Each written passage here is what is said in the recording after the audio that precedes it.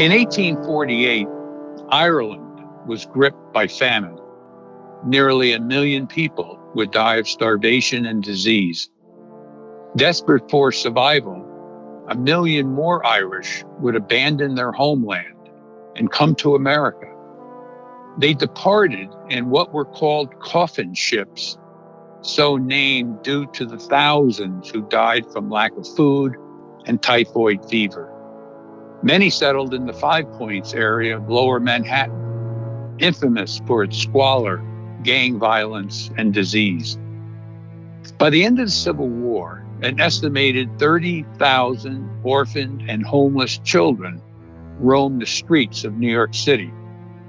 They survived by resorting to petty crime, by begging, and by selling newspapers for a nickel apiece. They slept in alleyways, in cellars, and even in sewers. For protection, they joined the violent street gangs of the Bowery Boys, the Dead Rabbits, and the Roach Guards. In response to this crisis, the age of orphan asylums began, culminating in one of the most improbable and audacious episodes in American history. It was called the Orphan Train Movement. It endeavored to save these children, lost to the streets and institutions by heroes who fought for their liberation. This is, in part, their story. During the 19th century, there were hundreds of orphanages established around the state of New York. They were founded by people that I call visionaries, benefactors, heroes, really, who sacrificed not only their money and their time, but in some cases, their very lives to rescue children they did not know. For instance, Philip E. Thomas is considered the father of American railways. He was the founder of the Baltimore and Ohio Railroad. Thomas was moved by the plight of orphaned Indian children housed on the Cattaraugus Indian Reservation. And through his financial support, he founded the Asylum for Destitute Indian Children. Susan Fenimore Cooper, the daughter of James Fenimore Cooper, noted writer and author, most notably The Last of the Mohicans, whose family founded the village of Cooperstown. Susan, an author in her own right, would become instrumental in establishing the Orphan House of Cooperstown. Charles Crittenden was a wealthy pharmacist who founded a mission for destitute pregnant women. Crittenden would travel extensively throughout the country, offering $500 to any community that would establish a similar institution. A total of 55 such missions would be eventually created, and some survive to this day. Cadwallader D. Colden, a former mayor of New York City, and the founder of the first penal institution for children called the New York House of Refuge. And it should be noted that a child found guilty of stealing so much as an apple back then would be housed with criminals. And Elizabeth Schuyler Hamilton, the wife of Alexander Hamilton, she became the founder of New York City's first private orphanage. But would be another individual who radically changed the orphan asylums, and that was Charles Loring Brace. He was born in 1826, and he found himself living among society's most influential people. His mother was a relative of the founder of the American Temperance Society, and his circle of acquaintances included Harriet Beecher Stowe, author of Uncle Tom's Cabin. Brace would go on to graduate from Yale Divinity School, becoming ordained as a Presbyterian congregational minister. And it's where he could have stayed, living a life of prosperity. But instead, he moved to New York City, where he joined Louis M. Pease as an assistant, where he was brought into contact with the poor especially their children, commonly referred to by the police as street rats. Brace eventually went on to become the director of the Children's Aid Society, which exists to this day. He would ultimately write a number of books about his experiences, including most famously, The Dangerous Classes of New York. But he was also instrumental in bringing about the Orphan Train Movement. It would alter the course of American history. Around the same time that Charles Loring Brace was beginning his work on behalf of homeless children in New York City, Sister Mary Irene Fitzgibbon of the Sisters of Charity felt God's calling as well. Sister Irene sought help from charitable women and raised enough money to rent a small house located at 17 East 12th Street in New York City on October 11th, 1869. She began preparing for opening what would be called the New York Foundling Hospital. The mission would be to save the thousands of infants and very young children who were being left to perish in alleyways and trash heaps around the city. For many of these infants, Hart Island would be their final destination. Sister Irene included two other sisters, and but with just $5 as an initial budget, they opened their mission. In her own words, Sister Irene recalls, "We commenced the work with 2 cups and saucers. The first morning, we had to beg for our breakfast. We slept on straw the first year, rolling the mattresses up during the day. On the first night of its operation, they penned a note which they attached to the front door of the mission, asking that any mother leaving her baby on the doorstep to please ring the bell, which would then alert the nuns to what awaited them outside." By the end of the first month of the mission's operations, 50 infants were left on the front steps. By 1910, the mission, by then renamed the New York Foundling Hospital, had seen more than 27,000 children come through its doors. In 1896, Sister Irene passed away at the age of 73. Her life and accomplishments were celebrated by the thousands who took part in her funeral procession. The New York Times referred to her as the great benefactor of humanity.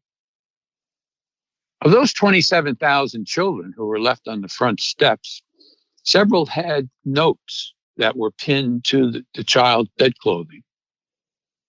And I want to read you one of those letters. December 1st, 1877. Dear sister, alone and deserted, I need to put my little one with you for a time. I would willingly work and take care of her, but no one will have me and her too. They all say they would take me if she was 2 or 3 years of age. So not knowing what to do with her and not being able to pay her board, I bring her to you, knowing you'll be as kind to her as to the many others who are under your care. And I will get work and try hard to be able to relieve you of the care when I can take her to work with me. She is only 3 weeks old, and I have not had her christened or anything. No one knows how awful it is to separate from their child but a mother. But I trust you will be kind, and the only consolation I have is if I am spared and nothing prevents, and I lead an honest life, that the Father of us all will permit us to be reunited. Signed, a mother. He led a remarkable life. Businessman, soldier during the Civil War, and a priest. His formal name was Nelson Henry Baker, but most people would come to know him as simply Father Baker. Upon becoming a priest, his first assignment was with Father Hines, at Limestone Hill, an orphanage for boys in Buffalo, operated by the Catholic Church. Father Baker's first stay at Limestone Hill lasted only a year, at the end of which he resigned in the belief that the financial woes troubling the institution were beyond his solution. He then transferred to another parish, but after a brief stay, he was directed by the bishop to return to Limestone Hill to complete his work. He immediately took upon himself to write an estimated 10,000 letters by hand to Catholic women who the church had identified as supporters of charitable works. He asked that they become members of an orphanage association called Our Lady of Victory, asking for an annual donation of 25 cents. The response was such that not only did he satisfy the institution's remaining debts, but in addition, he was able to do extensive renovations to the buildings and grounds, including the construction of a new chapel.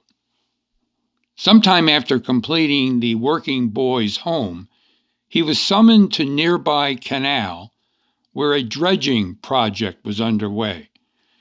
During the process, a large quantity of bones and bodies were discovered, the remains of babies and small children drowned by unwed and indigent mothers, unwilling to bear the burden and shame of having borne a child out of wedlock. Father Baker vowed at that time to provide an alternative to these women and established the Our Lady of Victory Infant Home for unwed mothers and their babies. To ensure that these expecting mothers would have a safe, sanitary place to give birth, he followed by building a maternity hospital, to which a general hospital was later added. Father Nelson Henry Baker passed away of natural causes in 1936. He was 95 years of age. Those sharing recollections of his life attributed to him a number of miracles. In 1987, Father Nelson Henry Baker was named a servant of God by the Vatican.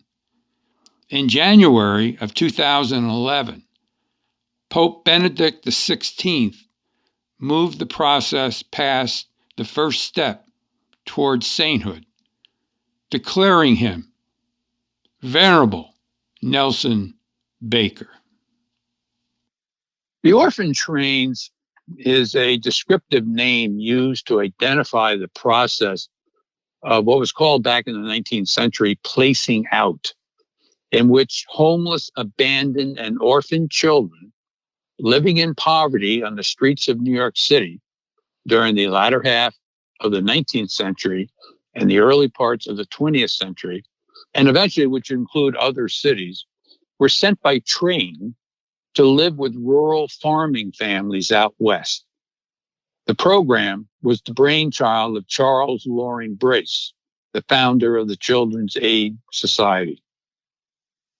Brace hit on the idea of sending groups of children to the country and literally letting local residents simply pick out the child they wanted for themselves. Despite the criticism to come, Brace portrayed the program as more humane and effective than the best institutional care and vastly cheaper. The first orphan train carried 54 boys and left New York City on September 20th, 1854. Brace counted that local farmers would be attracted to the idea of having additional hands help around the farm. However, those accepting these children had to commit to providing the orphans with the same food, the same clothing, the same education, and the same spiritual training that they would for their own biological children. Within a week, all but 8 of the children were claimed, and those that were not simply went on to Iowa City. And it should be remembered that not all the children, of course, were chosen at each stop. And the ones who weren't developed strategies in order to get themselves chosen by learning how to dance and how to sing. By 1929, the orphan trains would have transported more than 250,000 children to 45 states. The children were also sent as far away as Mexico and Canada. Here's how it worked. In advance of the arrival of the children, local newspapers, or through the use of flyers, would announce homes wanted for orphans. In each town, a screening committee would be assembled, usually consisting of the town doctor, a member of the clergy, the editor of the newspaper, a respected merchant, and a teacher. And upon arrival, the children would be brought to a local gathering place, an opera house, a town hall, or a church, where local families interested in adding a child would visit with and physically inspect those available. If a match could be made, an agreement would be established, and an actual contract would be written between the family and the child. Unfortunately, this process made no account for siblings, most of whom were separated. In its own annual report, the society would often print letters from the children, which, though positive in content, often ended with, "If you should see my brother, please tell him where I am." In 1864, in Hell's Kitchen, New York City, Mary Ellen Wilson was born. Her destitute mother began boarding her out, and eventually she came to live with a woman by the name of Mary McCormick, who began to almost immediately physically abuse her. Alerted to the abuse by a missionary, a man by the name of Henry Berg, then the president and founder of the New York Society for the Prevention of Cruelty to Animals, began an investigation, which resulted in Mary McCormick being arrested and brought to trial. Mary Ellen Wilson, now 10 years old, testified at that trial. And here are her verbatim comments. "My father and mother are both dead. I don't know how old I am. I have no recollection of a time when I did not live with the Connollys. Mama has been in the habit of whipping and beating me almost every day. She used to whip me with a twisted whip, a piece of rawhide. The whip always left a black and blue mark on my body. I now have black and blue marks on my head, which were made by Mama, and also a cut on the left side of my forehead, which was made by a pair of scissors. She struck me with the scissors and cut me. I have no recollection of ever having been kissed by anyone. I have never been kissed by Mama. I have never been taken on my mama's lap and caressed or petted. I never dared to speak to anybody because if I did, I would just get whipped. I do not know why I was whipped. Mama never said anything to me when she whipped me. I do not want to go back to live with Mama because she beats me so. I have no recollection of ever having been on the street in my life." As the direct result of this case, the New York Society for the Prevention of Cruelty to Children was founded. And ironic, of course, as it followed the Organization for Cruelty to Animals. And as for Mary Ellen Wilson, she would go on to marry, have 2 daughters, both of whom became school teachers. In addition, she adopted a 3rd daughter who went on to become a successful businesswoman. Mary Ellen Wilson, for the most part, lived a quiet life and passed away in 1956 at the age of 95. Emily Reese was born to Louis and Laura Amelia Reese in 1892. Her parents separated shortly thereafter, and Emily and her older brother Richard were remanded to the custody of the Society for the Prevention of Cruelty to Children. In 1905, Emily was sent to the Elizabeth Home for Girls, described as an institution that housed girls deemed incorrigible. An initial placement with a family in New Rochelle did not work out, and Emily was returned to the Elizabeth Home. In 1906, at the age of 13, Emily was put on an orphan train destined for Iowa. However, during a stopover in Chicago, it was arranged for Emily to be taken into the household of a Mr. and Mrs. Parker. Less than a year later, Mrs. Parker became seriously ill, and Emily was removed from the home. She was to experience multiple placements with various families in Iowa, moving from one to the next for reasons that varied from concerns about her past, quarreling with other children, a misfortune involving theft, and another family's relocation to another state.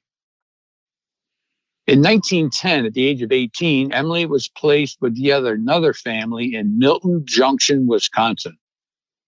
Here, she helped with the chores, teamed with the lady of the house to enter frequent baking contests with much success, and from where she was able to study nursing. Eventually, Emily returned to Wisconsin, where she met her future husband, Earl Kidder. They were to have 7 children together. In 1927, she returned for a brief visit to New York City, where she had the opportunity to meet the brothers and sisters she never knew. In March of 1986, Earl and Emily Kidder celebrated their 74th wedding anniversary. Earl passed away in July of that same year, and Emily a few months later in November. She was 94 years of age and 81 years removed from her ride on the orphan train. As a part of the orphan train process, there were agents called placement agents who supervised the children both before they left on the orphan train and while they were on the orphan train. And such was a man by the name of Charles R. Fry. His was an extraordinary life, a life devoted to children, poor children. He became foster grandfather to thousands of New York City's neglected slum kids. When he walked down the city's back streets, they came running to him from all directions, calling out his name, catching onto his sleeve and coattails, asking to be picked up and hugged. Charles R. Fry was born in Washington, D.C. before the middle of the 19th century. He was trained in carpentry and cabinet making while he was still in his teens. His father was too poor to send him to high school. In those days, New York City was full of orphaned and homeless boys, street rats, the police used to call them. They slept where they could, in doorways, under stairways, on barges, in discarded packing boxes, and on piles of rubbish. They begged for scraps of food at the kitchen door of restaurants, hotels, and private homes. Some of them earned a little money by selling newspapers, shining shoes, or peddling matches and toothpicks. Others would panhandle. Still others stole. Many went about in gangs. Most of them were without shoes, and many had no shirts. It was the Children's Aid Society which first set about trying to help them. The society opened schools and lodging houses in which, for a few pennies, and it should be remembered that a nominal charge was still made to homeless, destitute children to eliminate from their minds the stigma of charity. For the wild boys, had their own kind of pride. They could get good, simple, warm meals and clean beds, and where, if they wanted it, they could also get instruction in useful trades. There was one of those early industrial schools that Charles R. Fry first headed, one of those lodging houses that he first ran. By the time Charles Fry finally withdrew from active participation in that work, the society had rescued nearly 50,000 once homeless and hopeless children. Charles R. Fry was a humble man. He saw his role as a humble one and never boasted of it. He said, "I try to be to the weak strength, to the discouraged and disheartened encouragement, and to all protection. In short, a friend in need, journeying up and down, always within calling distance, so that our little ones may surely feel that they have never really been cast off." By 1929, on the eve of the Great Depression, the orphan trains had stopped running. Alice Beulis Ayler was one of the last 3 children to make the ride out west. Too old to adopt, she moved from family to family and considered herself a hired hand without pay. She married at age 20, moved to Oklahoma, had 2 children. She also adopted a 3rd child. She obtained a college degree and then a master's degree. Later in life, while involved with the Orphan Train Heritage Society, she would say, "Some people are bitter about the trains, but not me. Even though there were some hard times, they probably saved my life." The perception of the orphan trains and of Charles Loring Brace, even today, is generally polarized. There are those who believe that Brace's motives were not driven by benevolence, but by a desire to separate children from parents he viewed as inferior. Brace, without the benefit of retrospection and the lessons of more than 100 years, expressed his frustration in the following words: "When a child of the streets stands before you in rags with tear-stained face, you cannot easily forget him. And yet you are perplexed what to do. The human soul is difficult to interfere with. You hesitate. How far should you go?" Today, there are only an estimated 50 living orphan train riders. Their legacy includes 2 children who grew up to become governors. 2 became members of Congress. Hundreds became bankers, lawyers, doctors, and members of the clergy. There were thousands who fought at Belleau Wood during World War I and who stormed the beaches at Normandy and Iwo Jima in World War II, and tens of thousands who were members of this country's greatest generation. There are an estimated 2 to 4 million living descendants of the orphan trains. Emily Reese's granddaughter is one of them. They are a testimony to one man's vision and to a remarkable period in American history.